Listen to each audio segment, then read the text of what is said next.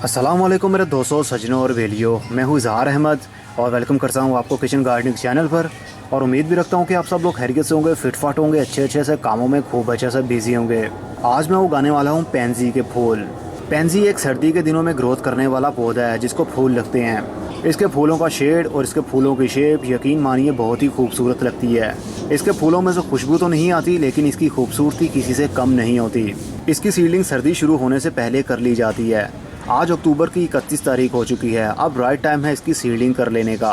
लेकिन आप 15 नवंबर तक भी इसकी सीडलिंग कर सकते हैं या लेट नवंबर तक भी, मतलब एंड ऑफ द नवंबर तक भी आप इसकी सीडलिंग कर सकते हैं। जब तक सर्दी रहेगी पौधे की ग्रोथ होती रहेगी और फूल भी लगते रहेंगे। मई टू जून के महीने तक भी ये आपके पास रह सकते हैं। और जैसे ही गर्मी शुरू होगी, गर्म लू चलना शुरू होगी, तो ये पौधे बर्न होना शुरू हो जाएंगे, जलना शुरू हो जाएंगे और उसके बाद में मर जाएंगे।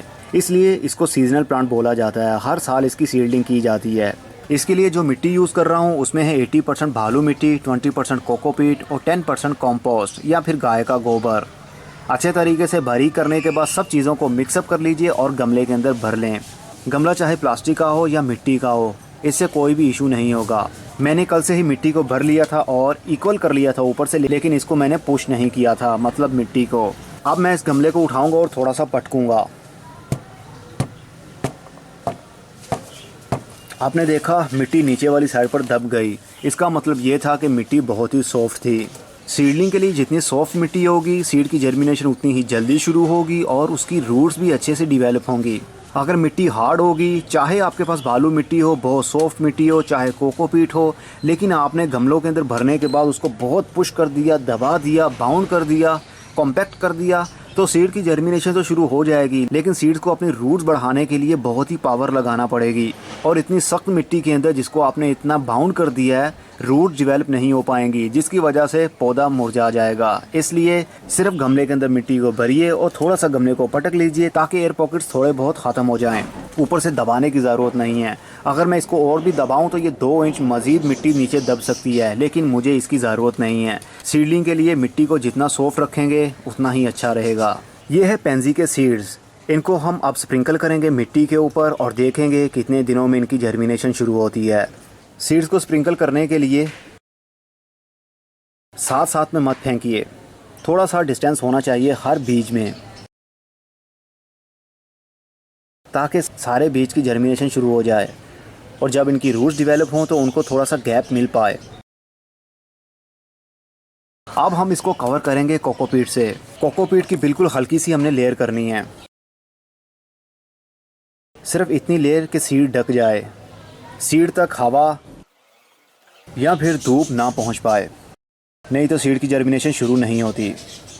अगर आपके पास कोकोपीट ना हो तो इसी मिट्टी जो हमने बनाई है इसी की हल्की सी लेयर कर दें, लेकिन बहुत ज़्यादा लेयर नहीं करनी। मतलब अगर आप 1/2 इंच या 1 इंच बीज को मिट्टी के अंदर दबा देंगे तो उसकी जर्मिनेशन कभी भी शुरू नहीं हो पाएगी और वो गल जाएगा। इसलिए सिर्फ उतना लेयर कीजिए कि सीड आपको नज़र ना आए।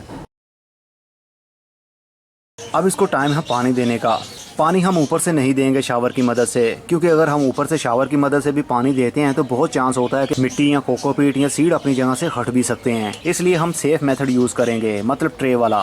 किसी भी ट्रे के अंदर आप गमले को रख दीजिए और उस ट्रे में पानी भर दें। गमले के नीचे जो ड्रेनेज होल होता है वहीं से मिट्टी पानी को लेती रहेगी और ऊपर वाली पूरी मिट्टी मॉइस्ट हो जाएगी। जब आपको फील हो कि ऊपर वाला सरफेस एरिया मॉइस्ट हो चुका है, मतलब नम हो चुका है, तो जितना भी एक्स्ट्रा वाटर होगा इस ट्रे के अंदर उसको आप फेंक दीजिए और दोबारा से गमले को इसी ट्रे के अंदर रख दें। अब तो वैसे भी सर्दी के दिन शुरू हो चुके हैं। आज अक्टूबर की 31 तारीख हो चुकी है। अब तो बार बार पानी देने की भी ज़रूरत नहीं पड़ेगी, क्योंकि रातें ठंडी हो गई हैं और सूरज की धूप में भी वो तपश नहीं रही। इसलिए पहले ही पानी में सीड की जर्मिनेशन शुरू हो जाएगी 5 से 6 दिन में या 7 दिन में। अगर फिर भी आपको लगे कि ऊपर वाला सरफेस एरिया ड्राई हो रहा है तो दोबारा से ट्रे के अंदर पानी भी भर सकते हैं, लेकिन हर वक्त पानी नहीं भरना, नहीं तो मिट्टी हर वक्त वेट रहने की वजह से सीड गल जाएंगे। और अब इसको हम रखेंगे फुल धूप में, क्योंकि सीडलिंग को शुरू करने के लिए हीट की ज़रूरत होती है, इसलिए हमें धूप की ज़रूरत पड़ेगी। फुल डे के लिए इसको हम रखेंगे धूप में। अब देखते हैं कब तक इनकी जर्मिनेशन शुरू होती है। 7 दिन बाद पेंजी की सीडलिंग शुरू हो रही है, 7 दिनों के बाद। इसलिए जब भी आप सीडलिंग करें तो थोड़े दिन वेट किया करें। पेंजी की सीडलिंग लेट ही शुरू होती है और ये ट्रांसप्लांटिंग के काबिल भी लेट ही होते हैं। इसलिए सब्र का पैमाना टूटने ना पाए। पहले ही आपको मैं बता रहा हूँ, पेंसी जितना देखने को खूबसूरत लगता है उतने ही लेट ये तैयार भी होते हैं। वेल कोई बात नहीं, देर आए दुरुस्त आए। बहुत सारे पौधे अब जर्मिनेट होना शुरू हो गए हैं और कोकोपीट के कवर को हटाने की कोशिश कर रहे हैं। बहुत जल्द ये बाहर भी निकल आएंगे और देखेंगे कब तक ये बड़े होते हैं और ट्रांसप्लांटिंग के काबिल होते हैं। 10 दिन बाद पेंसी की काफ़ी हद तक सीडलिंग शुरू हो चुकी है और अब पौधे बड़े होना शुरू हो रहे हैं। सर्दी भी काफ़ी बढ़ रही है, इसलिए इनको धुंध से बचाना पड़ेगा। जब भी ज़्यादा धुंध पड़ रही हो तो पॉट को, गमले को ऐसी जगह पर रख दें जहाँ पर डायरेक्ट ओस इनके ऊपर ना पड़ती हो, नहीं तो इनके पत्ते पीले होकर मुरझा जाएंगे और सारा ही काम बिगड़ जाएगा। 19 दिन बाद पेंसी के पौधे भी अब बड़े हो रहे हैं, लेकिन अभी भी इनका साइज़ बहुत ही छोटा है, मतलब ट्रांसप्लांटिंग के काबिल नहीं हुए। इनकी ग्रोथ काफ़ी स्लो रहती है, इसीलिए नर्सरी पर ये बहुत ही लेट पहुंचते हैं। मतलब दिसंबर से जनवरी के महीने में नर्सरीज पर आते हैं ये, क्योंकि इनकी ग्रोथ ही स्लो होती है। इनकी सीडलिंग तब की जाती है जब मौसम में थोड़ी सी ठंडक हो। गर्म मौसम में करेंगे सीडलिंग तो शुरू हो जाएगी, लेकिन पौधे सर्वाइव नहीं कर पाते गर्मी की वजह से। तो देखते हैं कब तक ये और बड़े होते हैं। अब मैं ट्रांसप्लांट करने वाला हूँ इन पौधों को। काफ़ी सारे पौधे हैं, लेकिन मेरे पास इतनी जगह नहीं है, तो फिलहाल के लिए मैंने छोटे साइज़ के गमले लिए हैं। इनके अंदर जब इनकी ग्रोथ बड़ी होने लगेगी तो मैं सोचूंगा इनको बड़ी स्पेस में शिफ्ट करना चाहिए या नहीं। तब तक के लिए इन गमलों के अंदर ही ग्रोथ इनकी बढ़ती रहेगी। ट्रांसप्लांटिंग के लिए बहुत आसानी से हम किसी भी फ्लैट टूल से मिट्टी को हटा सकते हैं और छोटे छोटे से पौधों को बाहर निकाल सकते हैं, क्योंकि जो हमने सॉइल यूज़ की थी वो बहुत ही सॉफ्ट थी। तो ये देखिए कितने सारे पौधे। इनमें से हम एक एक पौधा लेंगे, जिस तरह ये वाला, और इनको गमलों के अंदर लगाते जाएंगे। इसके लिए जो मिट्टी यूज़ हो रही है उसमें 80% मिट्टी और 20% गाय का गोबर या फिर कंपोस्ट अच्छे तरीके से मिक्सअप करने के बाद इसके अंदर हम शिफ्ट करेंगे पौधों को।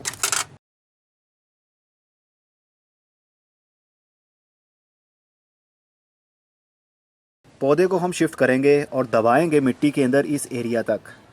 अगर ओनली रूट एरिया ही दबाते हैं तो ये पौधा स्टेबल नहीं हो पाएगा, स्टैंड नहीं हो पाएगा, एक साइड पर इस तरह झुक जाएगा और मर भी सकता है।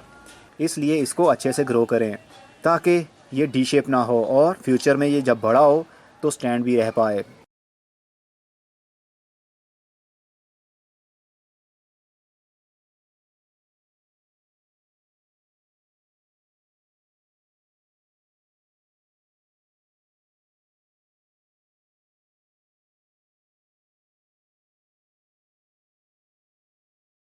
पानी बहुत ही आराम से आपने देना है, पत्तों के साथ पानी टच ना होने पाए, क्योंकि अभी पौधे बहुत ही छोटे हैं और पानी का वेट ये बर्दाश्त नहीं कर पाएंगे।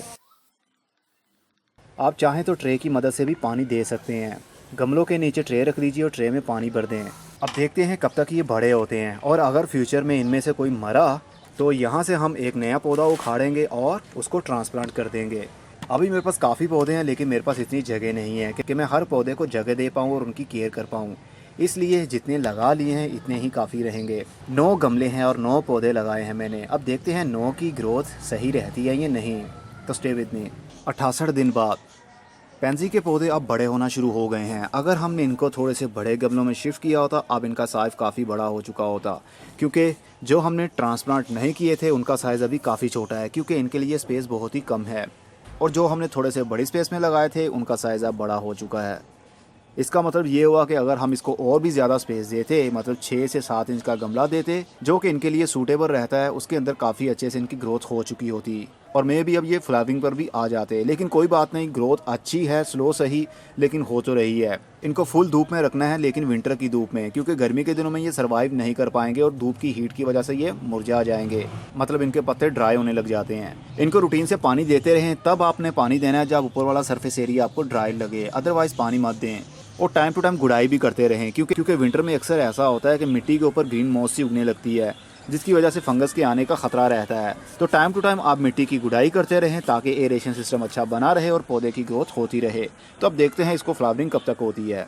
पेटूनिया को अब मैंने फुल धूप में रख दिया है। यहाँ डेली 6 से 7 घंटे धूप आती है। यहाँ पर रखने की वजह से इनके पत्तों की शान भी बढ़ने लगी है और काफ़ी इनकी ग्रोथ न्यू होने लगी है। बहुत जल्द ये बड़े हो जाएंगे और इनको फ्लावरिंग भी होगी। और जो पौधे हमने ट्रांसप्लांट नहीं किए थे उनकी ग्रोथ भी हो रही, लेकिन वो बहुत ही साइज़ में छोटे हैं, क्योंकि इनको स्पेस नहीं ठीक से मिल पा रही। और जो एक एक पौधा एक एक गमले के अंदर लगा है उनका साइज़ भी इंक्रीज़ हो रहा है और पत्तों का साइज़ भी बढ़ा है। लेकिन इनका छोटे का छोटा ही रह गया क्योंकि इनकी रूट बाउंड हो रही हैं। इसलिए कहते हैं एक गमले के अंदर एक पौधा लगाया जाए, मतलब 6 से 7 इंच का अगर एक गमला हो उसके अंदर एक सीजनल प्लांट लगाया जाए तो उसकी अच्छे से ग्रोथ होती है और फ्लावरिंग का साइज़ भी अच्छा रहता है। वेल कोई बात नहीं, देखते हैं क्या रिजल्ट मिलता है। काफ़ी दिन हो गए लेकिन अभी तक इनको फ्लावरिंग शुरू नहीं हुई। पेंजी के पौधे अब बड़े हो रहे हैं। जो छोटे छोटे गमलों के अंदर हमने लगाए हुए थे इनको मैंने रखा हुआ है फुल धूप में, जहाँ 5 से 6 या 7 घंटे के लिए डेली धूप आती है। पत्तों की ग्रोथ बहुत ही कमाल की है और ग्रीन है, लेकिन अभी इनको फ्लावरिंग नहीं हुई। और जो एक गमले के अंदर हमने इनको ट्रांसप्लांट किया ही नहीं था उनकी ग्रोथ भी आप देख सकते हैं कितनी बढ़ रही है। लेकिन एक पौधा एक गमले के अंदर लगा हो तो ज़्यादा ग्रोथ बढ़ाता है और उसके पत्तों का साइज़ और उसके फूलों का साइज़ भी इंक्रीज़ होता है। पानी हमने तब देना है जब ऊपर वाला सरफेस एरिया खुश्क हो। 105 दिन बाद पेंजी को फ्लावरिंग भी शुरू हो चुकी है। एक पौधे को एक फूल लग चुका है जो देखने पर काफ़ी खूबसूरत लगता है। इसका कलर और इसके पत्ते देखकर ऐसे लगता है जिस तरह एक वेलवेट के नकली फूल हों, लेकिन ये एकदम असली फूल है। इसकी कलर की ब्यूटी बहुत ज़्यादा होती है लेकिन इसके फूलों में से खुशबू बिल्कुल नहीं आती और इसका एक फूल 5 दिन तक भी टिका रह सकता है। अगर हमने इसको बड़े पॉट के अंदर एक पौधा लगाया होता तो फूल का साइज़ भी थोड़ा और इंक्रीज़ हो जाता, लेकिन कोई बात नहीं, छोटे से पॉट के अंदर छोटा सा पौधा लगा हुआ और एक लंबा सा फूल लगा हुआ जो देखने पर काफ़ी खूबसूरत लग रहा है। अब यहाँ पर टाइम आता है हमारी वीडियो को कंप्लीट कर लेने का। ये तो हमने तरीका सीखा, हमने किस तरह सीडलिंग की और किस तरह इसको ट्रांसप्लांट किया और इसको कब धूप में रखा। जब भी आप पौधों को ट्रांसप्लांट कर दें तो जब उनकी ग्रोथ होने लगे तो इनको फुल धूप में रख सकते हैं ताकि सूरज की धूप पत्तों के ऊपर पड़ने की वजह से फोटोसिंथेसिस का अमल जारी हो सके, मतलब सूरज की धूप से पौधा खुराक बना सके और जल्दी ही उसके पत्तों का रंग भी डार्क होने लगता है, पौधे की ग्रोथ भी होती है और उसको फ्लावरिंग भी होने लगती है। पानी हमने तब देना है जब ऊपर वाला हल्का सा सरफेस एरिया आपको ड्राई लगने लगे, तो जल्दी से इसको पानी दे दे, कंप्लीट ड्राई नहीं होने देना। और जो एक पॉट के अंदर कितने सारे पौधे लगे हुए हमने इनको ट्रांसप्लांट नहीं किया था, इनकी ग्रोथ स्लो है लेकिन इनकी ग्रोथ देख सकते हैं। एक पौधा काफ़ी बड़ा हो चुका है और ये छोटे छोटे अभी पत्ते ही हैं। जितनी ज़्यादा हम स्पेस इनको प्रोवाइड करेंगे उतनी ज़्यादा ग्रोथ होगी और उतनी ज़्यादा ही फ्लावरिंग होगी। ये गर्मी के दिनों में मर जाते हैं, मतलब अभी तो सीज़न शुरू हो चुका है, फरवरी की आज 15 तारीख हो चुकी है, इनकी फ्लावरिंग का सीज़न है। पेंजी का और पेटूनिया का अभी सीज़न है फ्लावरिंग का। मई के महीने तक इनकी अच्छे से फ्लावरिंग होती रहती है, उसके बाद गर्मी ज़्यादा होने की वजह से ये पौधे मरना शुरू हो जाते हैं। इनको हमने कोई भी खाद नहीं दी, सिर्फ वही सब कुछ दिया जो आप लोगों के साथ वीडियो के अंदर शेयर किया। होपफुली आने वाले सीज़न में आप खुद से ही सीडलिंग कर सकेंगे जिस तरह हमने सीडलिंग की। अब मैं चलता हूँ, अगली वीडियो में फिर किसी नई इन्फॉर्मेशन के साथ मिलेंगे। तब तक के लिए good bye, see you and tata, और अपना बहुत सा ख्याल रखिएगा।